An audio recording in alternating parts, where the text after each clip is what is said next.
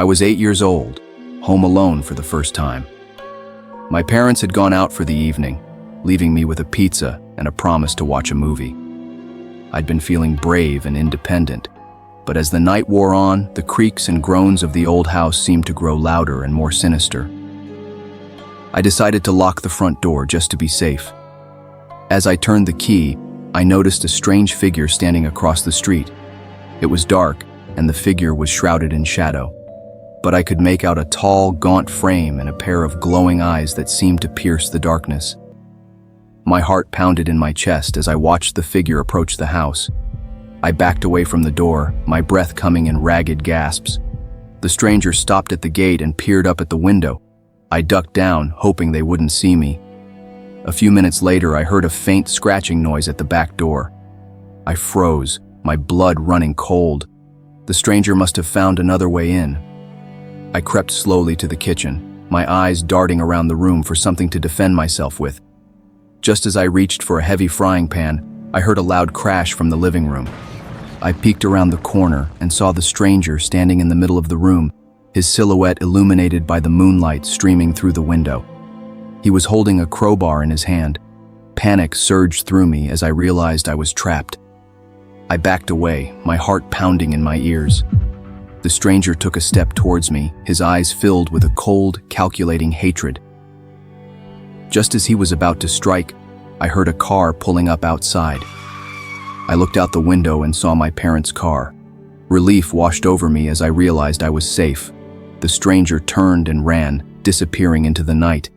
My parents rushed into the house, their faces etched with worry. I burst into tears, relief and terror mingling in my sobs.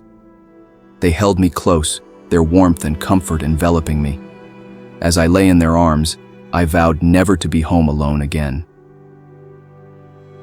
Before we dive into our next chilling tale, if you're enjoying these spine-tingling stories, don't forget to give this video a thumbs up. Share your thoughts or let us know which story scared you the most in the comments below. If you know someone who loves a good scare, make sure to share this video with them. And if you want to keep up with more terrifying tales, hit that subscribe button and ring the bell for notifications. Your support means the world and helps us bring you more content like this. Now, let's move on to our next story. I was 10 years old, home alone again, this time because my parents had to attend a surprise party for my grandmother. I'd explored every corner of our old Victorian house countless times, but there was one place I'd always been forbidden to go: the attic. The attic was a dark, dusty place, filled with cobwebs and forgotten treasures. My parents had warned me that it was dangerous and that there might be creatures lurking in the shadows. But curiosity got the better of me. One afternoon, while my parents were out, I decided to sneak up to the attic. I climbed the narrow, creaky staircase, my heart pounding in my chest. As I pushed open the heavy attic door, a wave of musty air hit me. The room was dimly lit by a single window, and the shadows seemed to dance and writhe on the walls. I ventured deeper into the attic, my eyes scanning the dusty shelves and crates. Suddenly, I heard a faint scratching noise coming from behind me. I turned around, my breath catching in my throat. There, standing in the corner, was a large, shadowy figure. The figure was too tall to be human, and its eyes glowed with an eerie, otherworldly light. I screamed and backed away, my heart pounding in my ears. The creature lunged forward, its claws outstretched. Just as it was about to grab me, I heard a loud crash from downstairs. The creature paused, its eyes darting towards the window. I took my chance and ran for the attic door. As I burst through it, I glanced back one last time. The creature was still standing in the attic, watching me with its glowing eyes. I raced downstairs, my heart pounding in my chest. Just as I reached the bottom of the stairs, I heard my parents' car pulling up outside.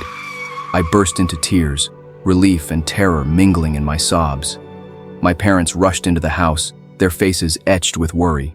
I told them about the creature in the attic, but they just laughed. They said it was probably just a raccoon or a squirrel. I wasn't so sure. I knew what I had seen, and I was terrified to go back up to the attic. From that day forward, I left the attic door locked, and I never dared to venture inside again. I was 12 years old, living in a quiet suburban neighborhood. My best friend Emily lived across the street.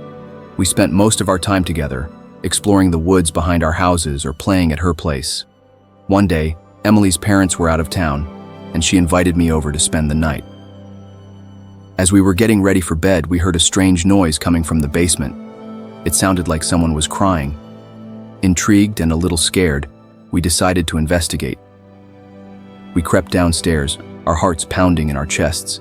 The basement was dark and musty, and the only light came from a small window near the ceiling. We followed the sound to a locked door at the far end of the basement.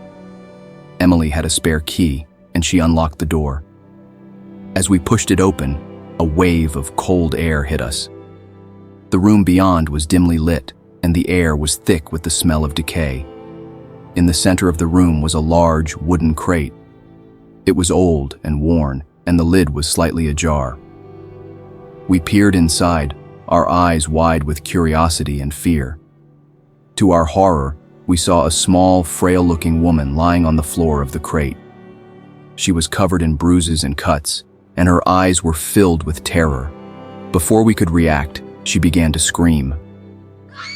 The sound was so loud and piercing that it echoed through the basement. We backed away, our hearts pounding in our ears. Just as we were about to run upstairs, we heard a key turning in the lock. The basement door swung open, and a tall, imposing figure stepped inside. It was Mr. Jenkins, Emily's father. He looked at us with a mixture of shock and anger. "What are you doing down here?" he demanded. Before we could answer, he grabbed the woman and dragged her out of the basement. We heard the door slam shut behind them. Emily and I were too scared to speak. We just stared at each other, our minds racing. We knew we had seen something terrible, something that we were never supposed to know about. From that day forward, we never mentioned the incident to anyone. We kept it a secret, buried deep in our hearts. And we always wondered what had happened to the woman in the crate.